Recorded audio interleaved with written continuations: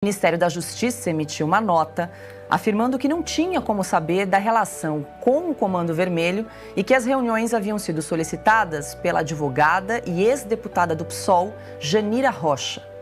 Hoje, documentos obtidos pelo jornal Estadão contrariam a versão da pasta. Recibos apreendidos pela Polícia Civil amazonense no celular de uma integrante da facção mostram 3 transferências do contador do grupo para a conta da advogada Janira Rocha. Os pagamentos de mais de R$23 mil aconteceram dias antes da primeira reunião de Luciane Barbosa com o secretário de Assuntos Legislativos do Ministério da Justiça, Elias Vaz, em março deste ano. Nesta terça-feira, o Ministério Público, junto ao Tribunal de Contas da União, pediu a investigação das reuniões da Dama do Tráfico no Ministério da Justiça.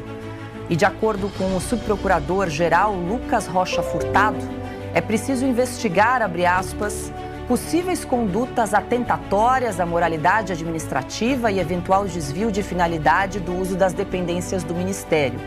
Fecha aspas. Silvio Navarro, muito boa noite. Falamos muito sobre esse assunto ontem aqui no programa, né?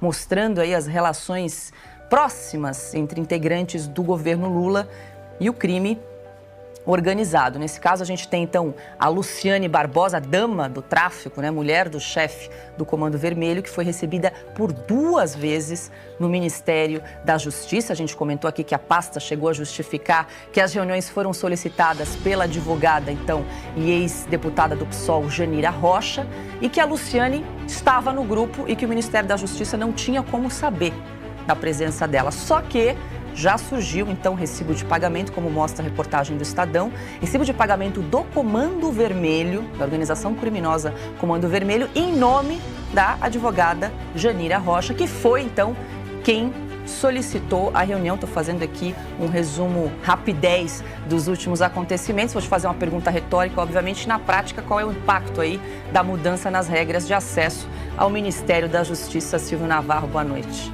Bom, vamos lá. Boa noite, Paula. Boa noite, meu irmão Augusto Piotto, Ana, querida. Boa noite, quem nos acompanha. O procurador disse que é preciso investigar prática atentatória à moralidade. Não é preciso investigar nada. O fato de uma senhora que responde pela alcunha de dama do tráfico entrar pela porta da frente do Ministério da Justiça e se sentar diante de um assessor do ministro da Justiça, isso já atenta contra qualquer moralidade. Num país sério, a mulher de um dos líderes da segunda maior facção criminosa no Brasil, com tentáculos em 13 estados, jamais poderia entrar no Ministério da Justiça e da Segurança Pública. Pois bem, é uma história que só vai piorando. E, não menos grave, hoje nós ficamos sabendo, por meio desta reportagem do Jornal Estado de São Paulo, que uma ex-deputada do PSOL é ligada à facção criminosa Comando Vermelho. Recebeu dinheiro dias antes de agendar uma conversa com um assessor do ministro Flávio Dino. Será que este assessor do ministro Flávio Dino não perguntou quem era aquela senhora que esteve diante dele numa mesa para uma conversa para se tratar sabe-se lá do quê?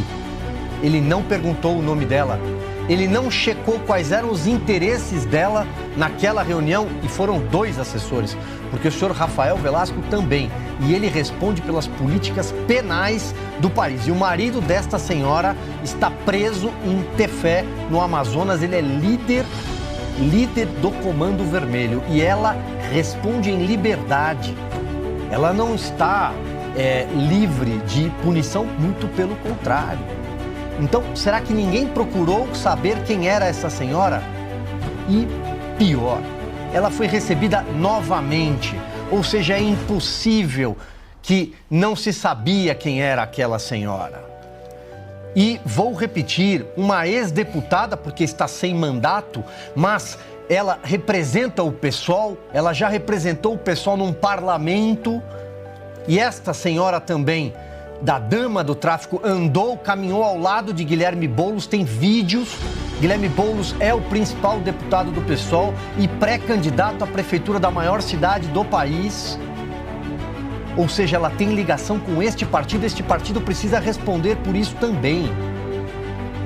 E para finalizar, e não vou me estender, Paula, talvez a gente vá dar uma volta a mais neste assunto. O ministro Flávio Dino não demitiu os seus assessores que se reuniram com a dama do tráfico até agora, e são 18 horas do dia seguinte à publicação da primeira reportagem. Pessoal, será que vai azedar o pudim aí pro lado do ministro? Será que ele vai conseguir escapar dessa? Porque em muitas entrevistas dele, eu vi ele falando que ele venceu e que ele seguirá vencendo independente da situação, porque ele está com a verdade. E a verdade é dele, a Polícia Federal também é dele. Comenta aí o que vocês acharam do vídeo. Deixe o seu joinha aí, clica no coraçãozinho. Se ainda não segue a gente, segue aí para mais vídeos.